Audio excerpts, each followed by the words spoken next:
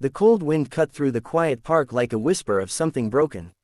A man sat alone on a worn wooden bench, his shoulders heavy, his eyes fixed on the ground as if the earth beneath his feet carried every mistake he had ever made. His hands were clasped tightly together, knuckles pale, the way people hold on when they feel like everything else in their life is slipping away. Around him, the world kept moving, children laughing in the distance, dogs running across the grass, the faint glow of evening lights flickering on, but none of it seemed to reach him. It was the kind of silence that comes after life changes in ways you never expected. Then a small voice interrupted the weight of that moment. A little girl had wandered over and stopped in front of him.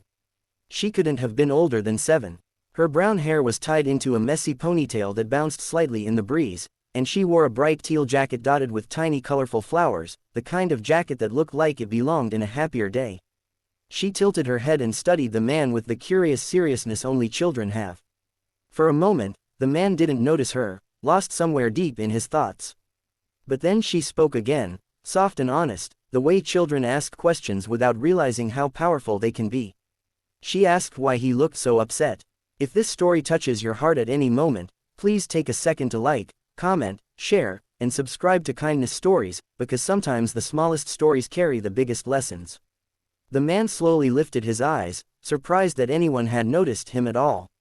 Up close, the exhaustion on his face was impossible to hide. He looked like someone who hadn't slept properly in weeks. Someone who had been carrying something far heavier than a single bad day. For a moment, he tried to force a smile the way adults often do when children are around, but the effort barely held. Behind the little girl, a woman stood a few steps away near the path. She was watching carefully, clearly her mother, ready to step in if needed. But she didn't interrupt. Instead, she simply observed, as if she sensed that something fragile and important was about to unfold. The man looked back down at his hands. Earlier that afternoon, his world had quietly collapsed. The company where he had worked for nearly 10 years had let him go without warning. Just a short meeting, a few polite words, and suddenly the life he had built, his routine, his stability, the plans he had made for his young son, had cracked wide open. He hadn't told anyone yet. Not his parents, not his friends, and definitely not his 8-year-old boy waiting at home with a babysitter. He had come to the park because he didn't know where else to go. The little girl climbed onto the bench beside him without asking. Her small legs swung back and forth as she looked out at the empty playground. Children sometimes have a strange ability to sit inside someone else's sadness without trying to fix it. She simply stayed there, quiet for a moment, as if thinking deeply about something far bigger than her age. The man finally spoke, though his voice came out low and tired. He told her he was just having a bad day. But children rarely accept simple answers. She studied his face again, the way someone might look at a puzzle they are determined to solve. Then she said something that caught him completely off guard. She said her dad used to sit exactly like that when he thought nobody was watching. The man turned toward her slowly. She explained in a soft voice that her father had left their family 2 years earlier. She didn't understand why. One day he was there helping her with homework and pushing her on swings, and the next day he was just gone. For a long time, she remembered her mom sitting on the couch at night looking just as sad as the man looked now. The woman standing nearby lowered her gaze when she heard this. The little girl continued swinging her legs as if she were simply describing the weather. She said that one day her mom decided something important. Instead of staying sad forever, she started doing small things to make the world a little less lonely, for herself and for other people. She baked cookies for neighbors. She helped people carry groceries. She talked to strangers who looked like they were having hard days.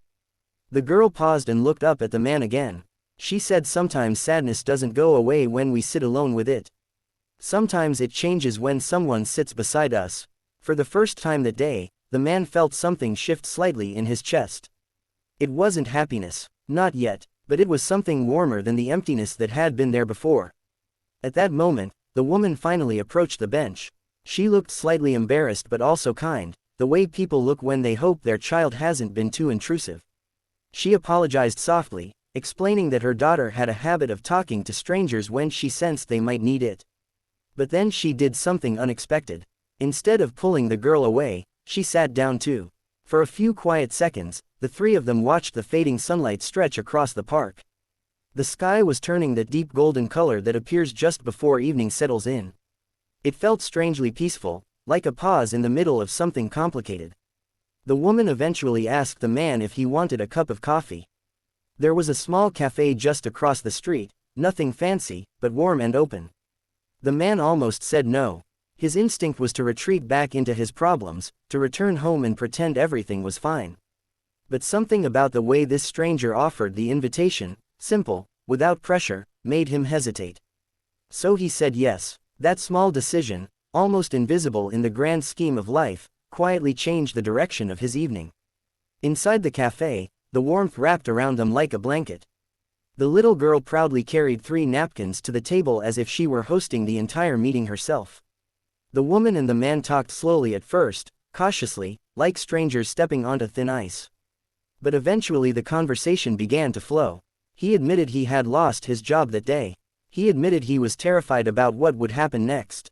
The woman didn't give him advice or motivational speeches. She simply listened, truly listened, the way people rarely do anymore. And sometimes that is enough. Before they left the cafe, she wrote something on a small piece of paper and handed it to him. It was the name of a local community center where she volunteered. They occasionally needed help with small projects, and sometimes those projects turned into job opportunities. It wasn't a miracle solution, but it was a door. As the man walked back through the park later that evening, he noticed something strange. The same bench where he had sat earlier looked different somehow. Not because the world had changed, but because the weight inside him had shifted just enough to let a little hope through.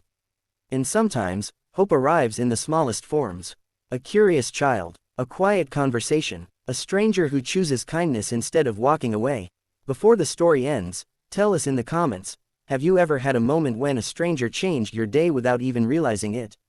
Weeks later, the man would remember that cold evening in the park as the moment everything began to turn around, not because his problems disappeared, but because someone reminded him that even in the darkest moments, people can still find each other in unexpected ways. And if this story made you feel something, hope, warmth, or even a quiet reminder about kindness, take a moment to like, share, and subscribe to Kindness Stories, so more people can hear the moments that restore faith in humanity.